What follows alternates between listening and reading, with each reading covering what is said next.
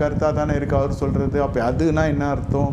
நீ லவ் பண்ணியா, நீ யார் கூடயாது இருந்தியா, முதல்ல உன் கல்யாணம் ஆச்சா, எங்கள் அப்பா அம்மாவுக்கு ஃபோன் போட்டு கேட்குறேன் நான், சரியா விசாரிச்சாங்களா விசாரிக்கலையா, நீங்கள் எந்த சபைக்கு முன்னாடி போனீங்க, அவன் சபையாக சுற்றி வர்றவன் எந்த சபைன்னு சொல்லுவான்.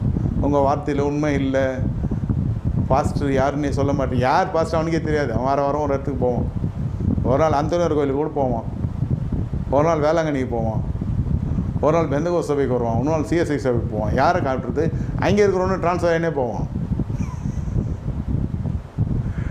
எங்கே படிச்சிங்க? அவன் எங்கே படித்தான், எங்கே படித்தான் முடிக்கல. அவன் கேட்குற கேள்விக்கெல்லாம் இவனால் ஒழுங்கான பதிலும் கொடுக்க முடியாது.